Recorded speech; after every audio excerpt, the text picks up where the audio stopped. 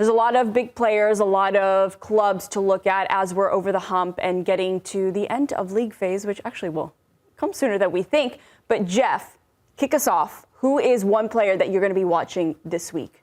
Well, you're going to accuse me of being a glory hunter here, because, bear with me, Rayan Cherki, not just because of his performance the weekend and that magnificent Rabona, but he's only made 6 starts this season. He's got 3 goals. And what I like about him, and this is a developing story, he is a free spirit. The way he plays the game is so off the cuff, is so beautiful. He doesn't fit the normal, if you like, Pep look at that. I mean, that should be hung in the Louvre, shouldn't it? That's just a magnificent piece of art. He's a free spirit the way he plays, and I want to see him getting regular starts, because he's one of those players that excites me. And if he can become an integral part of this Manchester City team, then I think it will make them even more of a joy to watch. And I think Tony's got the best game of the round to call tomorrow night in Madrid, Man City. Oh, you got this game, Tony? Yeah, expectation that we'll see. Do you agree with me about Cherki? Yeah, I like him, and I love the fact that you like his creativity, and he's off the cuff a little bit, right? And that's the kind of player that he is, which is very unlike guys that Pep Guardiola over the years has liked, right? Because it's been sort of very programmed, if you will. You go here when the ball is here, that type of thing. I mean, the perfect example, I was going to say. How about Riyad Mahrez type guy? Right? Yeah. I mean, how often have we had this conversation that these players that are often like these creative, almost mavericks, if you will, are stifled a little bit by Pep. Good word. Grealish at Villa was exciting. He could pull a rabbit out of a hat. And then at Manchester City, he kind of just became part of the system, and that creativity was dimmed. It was just, the volume was turned down a little bit. And Rayan Cherki is finally like one of those that's like, no, he's kind of going against the grain. But it feels like this Manchester City, if it needed anything to get out of this like strange year and a half that they've been going through, very unlike Pep Guardiola has ever experienced in his managerial career, it needed this type of flavor to be added to this moment that they're living. Good one. Yeah, I like him, and I hope it continues like this. Tony, who you got? Who are you looking at? Since we were doing Serie, I went with Ademola Lookman, a guy that over the last couple of years, it's been a roller coaster, right? Go back to 2024, Europa League, hat trick against Leverkusen, right? Has done well in Champions League, has scored in 5 of his last 8, scored against Frankfurt in the last round.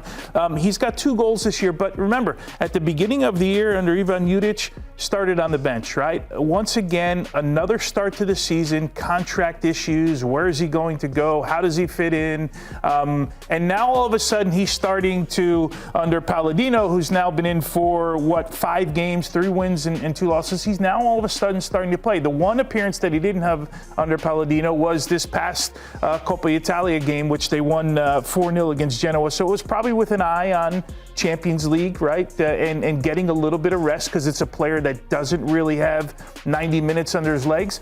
But when I think of players that are playing in Serie A that are exciting to watch, that get you off put you on the edge of your seat, this is one of those guys, but we haven't seen it a lot. So now the fact that he's getting a little bit more consistent in his minutes, he's got 2 goals now in the last, I think, 5 games. So you're now starting to see at least some life again from a player that, I don't know when that Champions League final was, probably May of 2024. We were like, the world was lighting up with him, right, when he had that hat trick. So the Europa League final. Yeah, the Europa League final. How old is he now?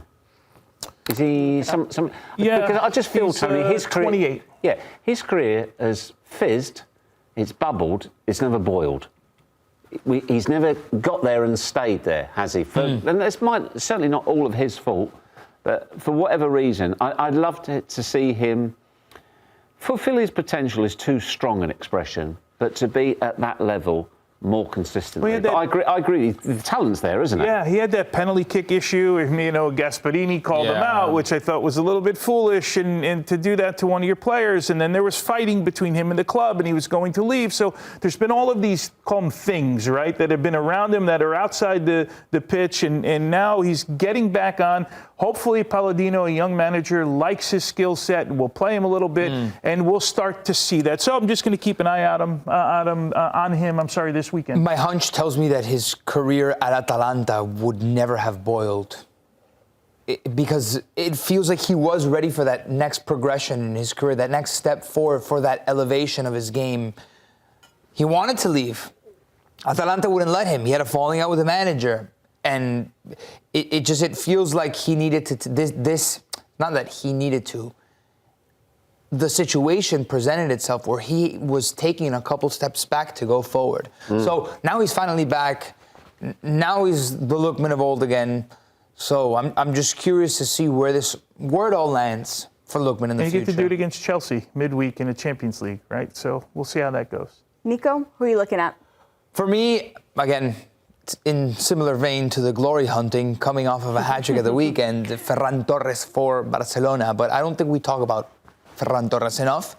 There's a couple of role players at Barcelona that we don't talk about enough. And in fact, I think role players is too diminishing of a term to describe these guys, because it's Fermin, it's Ferran. They're often in the shadow of Olmo and Lewandowski and Rafinha and Yamal. But this guy has delivered. Ever since El Clásico. Clásicos usually serve as junction points in La Liga. It's always that first Clásico at the end of October. And whoever loses goes down one path and the winner goes down a very strong path, but it's actually been the opposite this time around. Real Madrid since El Clásico has been awful. And Barcelona since the El Clásico loss has taken several steps forward. And in the 8 games since, this guy has scored 8 goals. His numbers are impressive. Including a goal against Atletico Madrid. Every time that they've called upon him, Ferran has responded. Even without Lewandowski. And it's not just this season, it's the season before. That Copa del Rey final was crazy. He scored that very important goal when they were against the ropes. So I'm looking forward to him continuing being that guy and possibly planting a seed of doubt in Hansi Flick's head that this guy should be starting over Lewandowski. Nico, I root for him every week because of all the rumors of Lewandowski possibly going to AC Milan in the future. So I hope he scores goals. But his movement on the weekend, and you see it time, because he's not a player that can run by you, right? He's not a player that's going to beat you just with speed. He doesn't win a lot of balls in the air, but he's always in the right spot all the time. He's like a study for young number 9s that maybe don't have the Erling Haaland physical attributes that can beat you up like at your level, but he does everything right to get in good spots. Game intelligence seems to be his strength for me. Positioning, reading of the game, and he's a good finisher as well. It's his 5th career hat-trick. Crazy to think about. Tony, first time I've been with you this season on the show. So I don't know if you're aware of this, but and this is incredible hot take from Mike Lahoud. I don't know if you've heard this, but he dared to suggest that Barcelona could win La Liga. He actually said that was his hot take. And to say that we were underwhelmed with his statement, do you think he's really gone out there? They've really got some things to figure out, but I mean, look, yeah. They don't have enough talent. We're not going to let him forget this. You clearly definitely aren't. All right, my player to watch out for, David Neres. So going back to Serie A, we were just talking about Napoli's win over Juve. He had an assist in that match. And he's had goal contributions in their last 3 league games. So before that, he did have the lone goal versus Roma. Before that, he had a brace versus Atalanta. And what was funny was that recently a reporter asked him, "Hey, are you back?" He said, I've always been here. I never left Napoli. I've always been here with Napoli." And, yeah, I saw that. But yes, completely deadpan. Didn't even look like he was joking. No. But said it so. Just said Wasn't it impressed, seriously. was he, with the question? Like, hey, why are you asking me this? I just look at him. he just looks very nonchalant. Yeah, I think he does. nonchalance is his like standard. Defiance. I love that. So definitely looking at him this week, also especially because he had a very good performance in their last Champions League game against Carabao. So what are you thinking? This is a storyline for Napoli in general, right? Because Spinazzola has been such a mainstay, right? And Politano has as well. And now Noah Langa's come in. I don't think he displaces anyone just yet, but I think with Neres, you know, when he came from Benfica, he was an exciting, explosive player. And then last year, we saw like 1 week of it in Serie A. And then every week we would sit at this desk and ask sort of what's happening with Neres? How come he can't get himself in? And then all of a sudden your team starts winning and now you're battling for a Scudetto, and managers don't make changes, right? Because there's no need to make a change, especially when you're not competing in Europe. So he kind of got caught in this, I don't know, middle ground, if you will. And now he's under Conte, starting to find his way. And that was a great mic drop moment. I never left, you know, and that was it. It was almost as if he had rehearsed the answer to a question that he thought might come at some point, to say, you know what, I can still play. And we're starting to see a little bit of it. Yeah, because he responded very quickly to the reporter. It was the utter disdain with which he responded that I liked.